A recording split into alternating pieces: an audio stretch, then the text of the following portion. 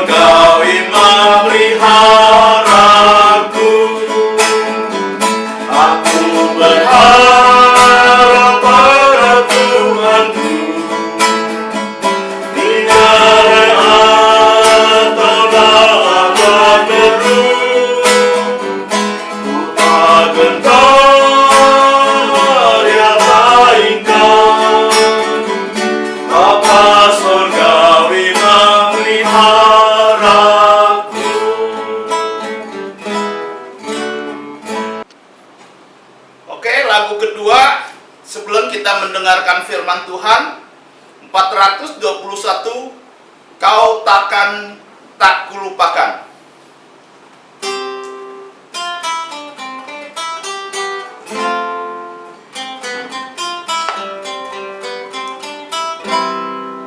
Tuhan berjanji kau tak kulupakan, siapakah gerangan yang menggoncangku. Walau di lembah yang gelap gulita, akan dicerahkan oleh kasih-Nya. Kau takkan kulupakan, bukan memimpinmu, bukan menuntunmu. Kau takkan kulupakan, bukan menolongmu dan menghiburmu. Karena ya janji kau tak dilupakan, berjalanlah maju sukacitalah. Tak seorang yang dapat diandalkan, hanya Sang Penebus tetap setialah. Kau takkan kulupakan, bukan memimpinmu, bukan menuntunmu. Kau takkan kulupakan, bukan menolongmu dan menghiburmu. Oke, waktunya kita akan mendengarkan firman Tuhan. Saya serahkan kepada Lausenya. Halo anak-anak, jumpa lagi dengan saya Lause Indri. Lause sangat bersyukur dan bahagia sekali dapat berjumpa dengan kalian melalui video ini. Lause akan membagikan cerita firman Tuhan pada kesempatan kali ini. Tapi sebelum itu, mari kita berdoa. Kita tundukkan kepala kita lipat tangan kita dengan sikap yang hormat, berdoa kepada Tuhan, dan Lause akan memimpin kalian di dalam doa. Mari kita berdoa. Tuhan Allah Bapa kami yang bertata di atas kerajaan sorga, kami mengucap syukur ya Bapa untuk perlindungan-Mu hari lepas hari, sehingga kami dapat masih Engkau berikan nafas kehidupan dan dapat Engkau berikan kesempatan untuk beribadah kepadamu. Ya Bapa, sebentar lagi kami akan mendengarkan firman-Mu. Mohon kiranya Tuhan persiapkan setiap kami, baik yang mendengarkan maupun yang menyampaikan firman-Mu, kiranya Tuhan memberkati dan berkenan. Tidak lupa kami juga memohon ampun atas segala dosa dan kesalahan kami ya Bapa. Hanya di dalam nama Tuhan Yesus kami sudah berdoa. Amin. Hari ini kita akan belajar dari Injil Matius pasal yang kedua, ayat yang pertama sampai ayatnya yang ke-12. Lembaga Alkitab Indonesia memberi judul firman Tuhan ini dengan orang-orang Majus dari timur. Kita akan belajar dari firman Tuhan ini, siapa mereka orang-orang Majus ini dan pelajaran apa yang kita dapat ambil dari firman Tuhan ini. Oke, kita akan mulai. Injil Matius pasal 2 ayatnya yang pertama, firman Tuhan mengatakan, sesudah Yesus dilahirkan di Betlehem di tanah Yudea pada zaman Raja Herodes, datanglah orang-orang Majus dari timur ke Yerusalem dan bertanya-tanya, di manakah dia raja orang Yahudi yang baru dilahirkan itu? Kami telah melihat bintangnya di timur dan kami datang untuk menyembah dia. Nah, Matius pasal 2 ayat yang pertama dan kedua memberitahukan kepada kita orang-orang Majus datang dari timur. Dan kejadian ini terjadi setelah Tuhan Yesus lahir. Kalau kalian membaca Injil Matius pasalnya yang pertama, di situ menceritakan kepada kita bagaimana Tuhan Yesus dilahirkan. Dan pasal kedua ini bagaimana setelah Tuhan Yesus dilahirkan, kejadian apa yang terjadi. Dan kejadian orang Majus datang dari timur ini, kalau kalian lihat mungkin di beberapa gambar ataupun cerita atau mungkin miniatur yang biasa kalian lihat di etalase toko atau mall, biasanya orang Majus ini datang bersama-sama dengan para gembala menghadap bayi Yesus. Yang sebenarnya terjadi adalah orang-orang Majus ini datang ketika Tuhan Yesus sudah berumur sekitar 2 tahun, bukan lagi bayi yang masih kecil atau baru lahir. Gembala datang ketika Tuhan Yesus baru dilahirkan, ketika Yesus masih menjadi bayi, tetapi orang-orang Majus ini datang kepada Yesus ketika Yesus telah menjadi anak-anak. Setelah menjadi anak-anak, bukan bayi lagi. Diperkirakan, tadi Lause sudah bilang, umur Tuhan Yesus sekitar 2 tahun. Mereka datang dari timur, orang-orang Majus ini. Siapa mereka orang-orang Majus? Kita sering mendengar cerita ini ketika perayaan Natal. Karena perayaan Natal kadang muncul di drama ataupun di film, dipentaskan tentang orang-orang Majus ini datang. Pertanyaannya adalah siapa mereka? Siapa orang-orang Majus ini? Kita sering dengar orang Majus, tapi siapa mereka? Nah, penafsir Alkitab mengatakan mereka itu adalah orang-orang pintar, raja, dan juga mereka bisa membaca tentang perbintangan. Nah, jadi orang-orang zaman dahulu itu mereka tidak memiliki teknologi seperti kita, yang canggih seperti kita. Mereka membaca, diberi hikmat oleh Tuhan, dapat membaca tentang pergerakan bintang. Jadi mereka tahu tentang suatu kejadian tertentu. Nah, mereka juga adalah raja dan mereka orang yang pintar. Mereka Tuhan beri hikmat, mereka orang-orang pintar. Dan karena mereka ini sangat terkenal, jadi ketika mereka datang ke Yerusalem, ke Yudea, ke Bethlehem, seluruh Bethlehem itu gempar. Karena rombongan mereka ini bukan rombongan yang kecil. Ketika mereka melakukan perjalanan, mereka selalu dalam rombongan yang besar. Jadi ketika mereka datang, Yudea itu gempar, Bethlehem itu gempar. Wah, orang-orang Majus dari timur datang ke tempat mereka. Dan di mana timur ini? Kita selalu bilang tadi orang Majus dari timur, orang Majus dari timur. Timurnya ini mana?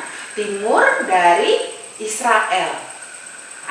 Timur dari Israel yang kemungkinan adalah Babel, negara Babel. Dan orang-orang Majus ini juga tercatat di dalam kitab Daniel. Kalau kalian ingat cerita Daniel, ketika Daniel dan kawan-kawan dibuang ke Babel, nah di dalam kitab Daniel juga tercatat tentang orang-orang Majus ini. Jadi mereka adalah orang-orang Majus dari sebelah timur Israel yang adalah negara Babel.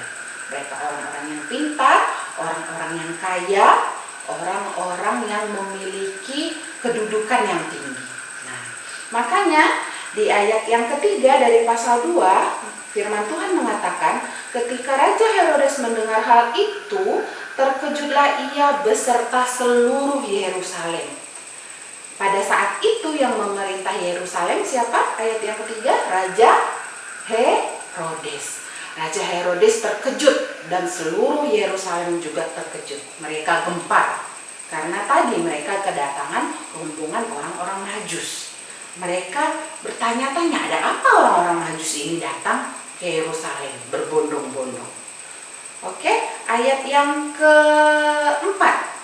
Karena orang-orang Majus datang, maka Raja Herodes, maka dikumpulkannya semua imam kepala dan ahli-ahli Taurat bangsa Yahudi, lalu diminta keterangan dari mereka di mana Mesias yang dilahirkan.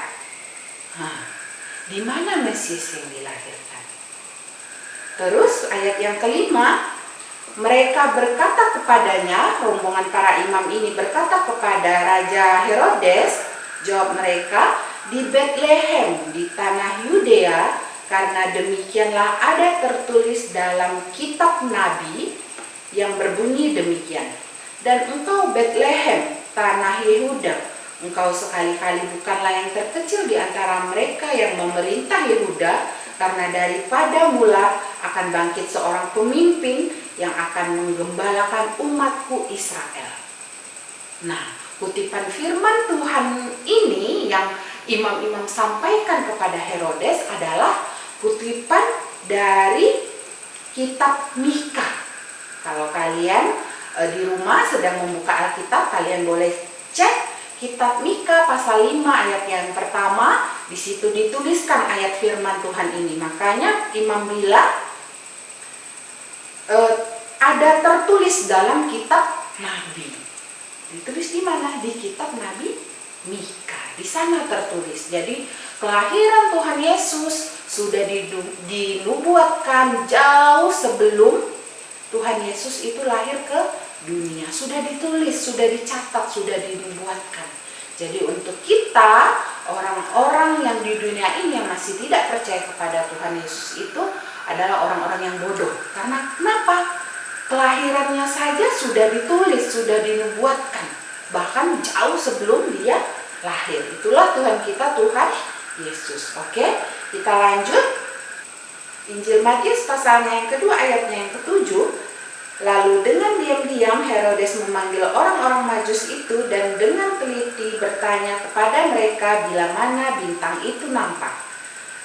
Kemudian ia menyuruh mereka ke Bethlehem, katanya, pergilah dan selidikilah dengan seksama hal-hal mengenai anak itu, dan segera sesudah kamu menemukan dia, kabarkanlah kepadaku supaya aku pun datang menyembah dia. Nah, Herodes bilang apa? Herodes bilang sama kelompok orang Majus ini, kalau kamu ketemu sama anak itu, kamu kembali lagi kepadaku supaya aku juga datang menyembah kepadanya. Herodes di sini benar atau tidak? Dia berkata yang sesungguhnya apa tidak? Apa benar dia ingin benar-benar datang menyembah Tuhan Yesus? Tidak. Apa yang dia lakukan? Dia memiliki siasat yang jahat. Karena apa? Dia merasa saat ini dia raja. Dia yang seharusnya dikunjungi oleh orang-orang Majus ini.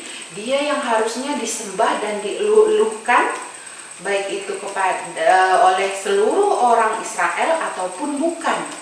Dia ingin diakui bahwa yang menjabat sebagai raja saat ini adalah Herodes. Tapi kenapa orang-orang Majus ini kok datangnya tidak menyembah kepada Herodes? Herodes menjadi marah. Dia memiliki siasat yang licik, yang jahat.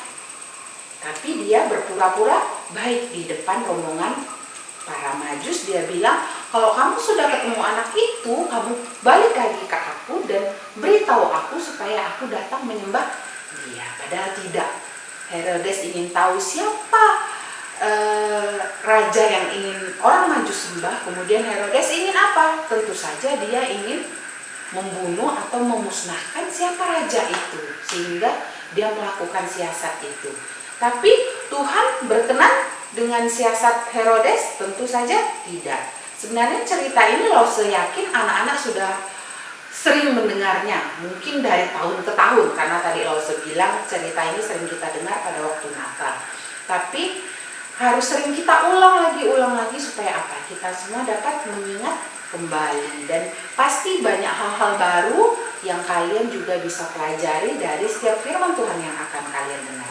Oke, kita akan lanjut dari Injil Matius pasal yang kedua ayatnya yang 9. Kita lanjutkan.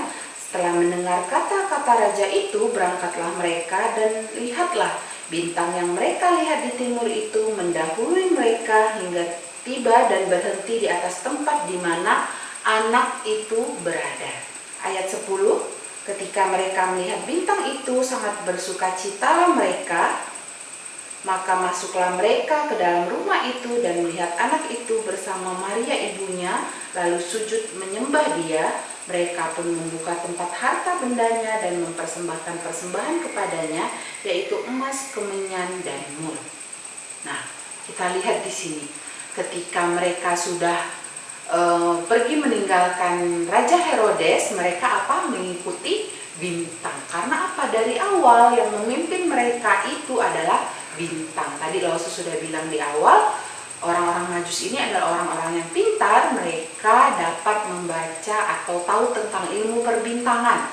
Jadi mereka melihat, wah, bintang ini nih ada yang spesial, ada yang unik.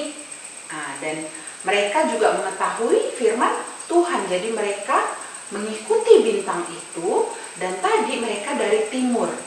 Perjalanan mereka tentu saja tidak seperti kita saat ini ya. Transportasi kita banyak, pesawat, mobil, darat, air, udara, semua transportasi kita gampang saat ini. Sedangkan saat itu tidak.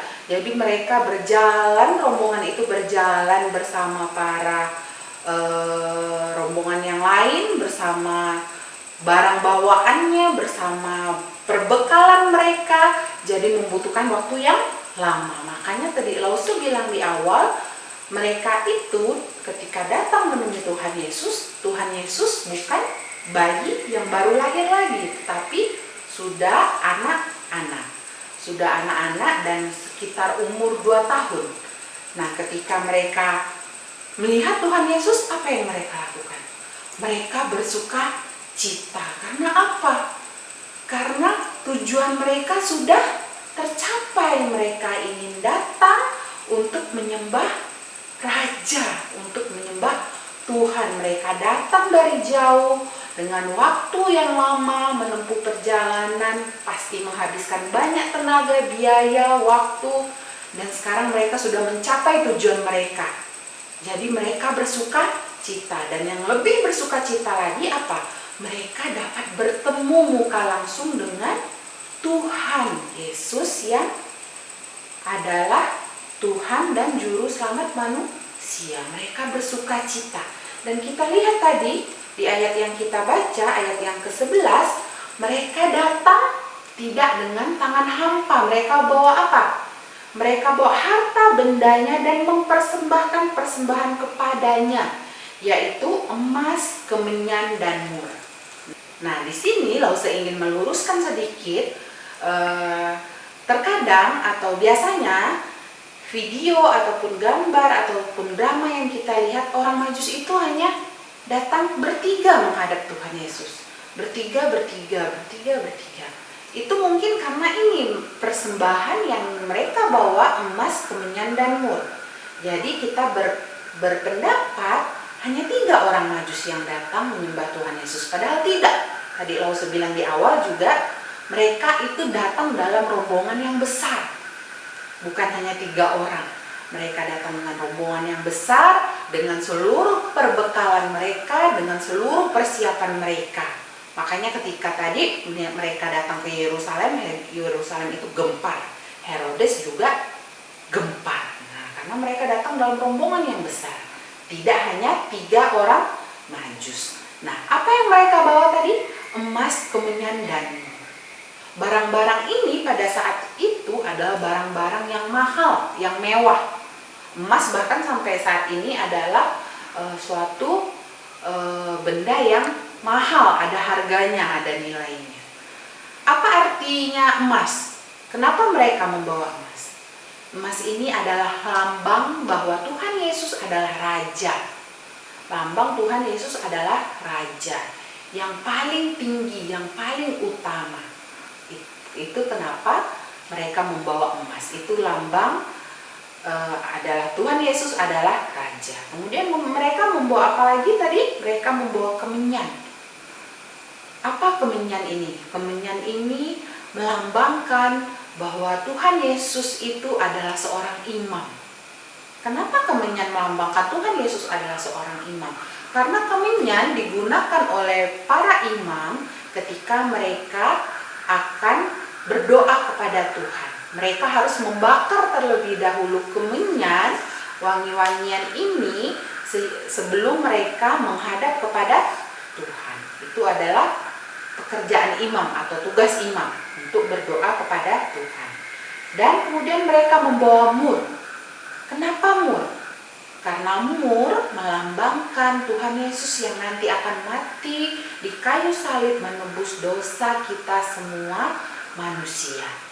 Karena mur adalah rempah-rempah yang orang Israel gunakan untuk apa? Merempahi jenazah atau merempahi mayat.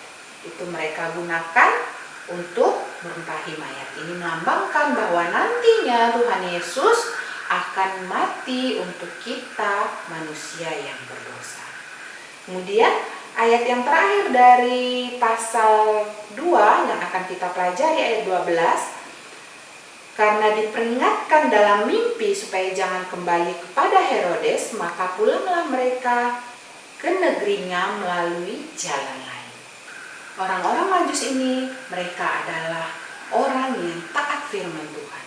Jadi dari ayat ini kita dapat mengetahui Tuhan berfirman kepada mereka melalui mimpi bahwa mereka harus pulang ke negeri mereka melalui jalan lain. Jangan kembali kepada Herodes. Mereka harus kembali melalui jalan lain sehingga Herodes tidak tahu bahwa mereka telah bertemu dengan Raja orang Yahudi, Tuhan Yesus. Nah, apa yang dapat kita pelajari dari firman Tuhan hari ini? Yang dapat kita pelajari adalah yang pertama, kita harus senantiasa datang menyembah kepada Tuhan. Seperti orang-orang Majus dari timur ini. Mereka bukan umat pilihan Tuhan, tapi mereka percaya kepada Tuhan. Mereka datang dari negeri mereka yang jauh dengan membawa semua perlengkapan mereka, semua keperluan mereka, datang untuk menyembah Tuhan. Kita juga harus seperti itu. Apalagi pada saat ini ketika kita sedang mengalami pandemi yang saat ini sedang menyerang seluruh dunia, jangan sampai iman kita kendor. Lause sudah merekamkan firman-firman Tuhan melalui YouTube channel gereja, dan itu dapat anak-anak tonton di rumah. Dan bagi kalian yang Lause yakin kalian semua punya HP di rumah. Jadi handphone kalian atau teknologi kalian jangan hanya digunakan untuk main game, tapi juga apa? Bersekutu dengan Tuhan. Dengarkan firman Tuhan. Melalui YouTube channel gereja kalian dapat mendengarkan firman Tuhan, bersekutu, memuji Tuhan, itu adalah hal yang baik. Sama seperti orang Majus. Orang Majus menempuh perjalanan jauh melalui banyak rintangan pasti, melalui mengorbankan banyak waktu, mengorbankan tenaga, mengorbankan banyak biaya. Kenapa kita yang saat ini sedang di rumah saja, sedang pandemi, tidak mau meluangkan waktu untuk mendengarkan firman Tuhan? Itu adalah suatu hal yang miris untuk kita. Justru ketika pandemi ini berlangsung, kita harus justru semakin mendekatkan diri kepada Tuhan. Seperti orang-orang Majus ini, mereka taat dengan firman Tuhan. Kemudian apalagi yang dapat kita pelajari dari firman Tuhan hari ini? Ketika kita datang menyembah Tuhan, kita tidak boleh datang dengan tangan kosong. Orang-orang Majus ini datang dari negeri mereka yang jauh, membawa perbekalan mereka pribadi, tetapi mereka juga tidak lupa membawa persembahan untuk Tuhan. Tuhan kita adalah Tuhan yang maha kaya. Tuhan tidak memerlukan uang dari kita, karena Dia adalah Tuhan yang maha kaya. Tetapi persembahan yang kalian bawa di hadapan Tuhan akan dipergunakan untuk pelayanan, untuk kemuliaan nama Tuhan. Dan mungkin pada saat ini kalian berpikir karena di rumah saja tidak beribadah, jadi tidak bisa memberikan persembahan dalam bentuk uang.